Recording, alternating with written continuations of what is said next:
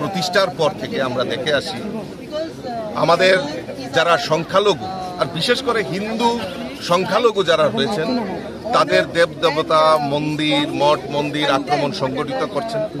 যারা এই ধর্মকাজের সঙ্গে যারা রয়েছেন তাদের উপর আক্রমণ সংগঠিত করছে, হিন্দুদের উপর আক্রমণ করছে। তৎসঙ্গে গত কয়েকদিন আগে আমাদের বিশ্বকবি রবীন্দ্রনাথ ঠাকুর উনার যে পৈতৃক বাড়ি শাহজাদপুর বাংলাদেশে, সেখানে উনার যে বাড়ি রয়েছে সেটাকেও আক্রমণ করেছে। মানে এ ভাবা যায় না যে একটা সরকার না, এটা পৈশাচিক সরকার শুধু মানুষকে হত্যা করা, মানুষকে এবং সরকারি যে ধরোহর অর্থাৎ বাংলাদেশের যে ধরোহরগুলি আছে সেগুলিকেও ধ্বংস করছে। আর আমরা এই বিশ্বকবি রবীন্দ্রনাথ ঠাকুরের প্রতি যে অপমান, সেটা হিন্দুস্তান কোনো সময় বরদাস্ত করবে না। তার জন্যই আমরা প্রতিবাদ করছি। আর অবাক করার বিষয় যে ইউনিস সরকার, বাংলাদেশ সরকার এই ঘটনার পর এখন পর্যন্ত একটাও স্টেটমেন্ট দেয়নি। যারা অপরাধী তাদেরকে কোনো রকম ধরপাকড় করেনি। তার জন্য আমরা সারা বিশ্বব্যাপী তার ধিক্কার জানাই, লজ্জা জানাই।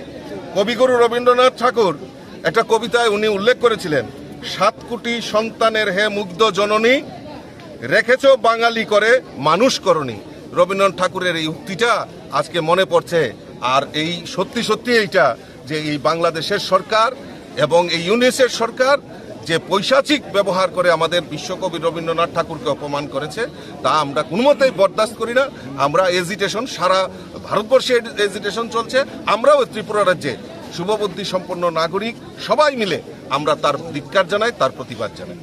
অ্যাকচুয়ালি আজকে এটা আন্দোলন নয়, আন্দোলন বলাটা ঠিক হবে না। এটা আমাদের একটা প্রতিবাদ। বিশ্বকবি রবীন্দ্রনাথ ঠাকুর জির প্রতি এই ধরনের বাংলাদেশ ইউনিট সরকারের অসভ্য আচরণ, তাদের মোল্লা বাহিনী দ্বারা। আমরা জানি যে সরকারটা হওয়ার শুরু থেকেই গোটা বাংলাদেশের মধ্যে একটা অরাজকতা, একটা অস্থিরতা চালিয়েছিল মোহাম্মদ ইউনূস এবং তার যে অন্তর্বর্তী সরকার। আমরা দেখলাম যে এখানে যে প্রথমত অবস্থায় যারা ওখানকার সংখ্যালঘু রয়েছে হিন্দু, তাদের উপর অকথ্য নির্যাতন চলছে, বাড়িঘর অগ্নিসংযোগ, লুট ইত্যাদি ধারাবাহিকভাবে চলে আসছে। কিন্তু তারপরও ইউনূস ক্ষান্ত হয়নি, তার সেই অন্তর্বর্তী সরকারটা ক্ষান্ত হয়নি। শেষ পর্যন্ত গত কিছুদিন আগে যাদের আমাদের প্রত্যেকের মনের যিনি আবেগ রয়েছেন কবিগুরু রবীন্দ্রনাথ ঠাকুর, সেই রবীন্দ্র ঠাকুরের পৈতৃক বাড়িতে ওই হায়নার দলেরা, ওই নরপিচাসরা তারা এইভাবে আক্রমণ করে এবং ভাঙচুর করে। এই যে রবীন্দ্রনাথ শুধুমাত্র যে বিশ্বকবি এবং শুধুমাত্র যে বাঙালিদের আবেগ এখানেই সীমাবদ্ধ নয়, রবীন্দ্রনাথ ঠাকুর গোটা বিশ্বের মানুষের আবেগ, গোটা ভারতবর্ষের আবেগ। তাই আমরা আজকে ভারতীয় জনতা পার্টির পক্ষ থেকে ইদানিং 3 দিন ধরে আমাদের সেই প্রতিবাদ চলছে।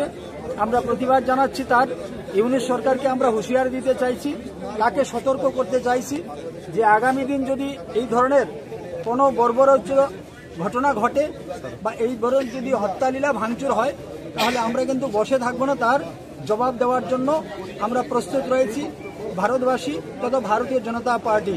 তো আজকে আমরা এই দিশা অফিসের সামনে আমাদের এই প্রতিবাদ আমরা এখানে প্রদর্শন করেছি। আমরা জেলা স্তরে সেটা করেছি, আমরা চেকপোস্টে করেছি। আগামী দিনও আমাদের এই প্রতিবাদ জারি থাকবে এবং যতক্ষণ না পর্যন্ত ওই ইউনিট সরকারটা না শুধরাচ্ছে ততক্ষণ পর্যন্ত আমাদের এই প্রতিবাদ, আমাদের এই হুঙ্কার সেটা জারি থাকবে।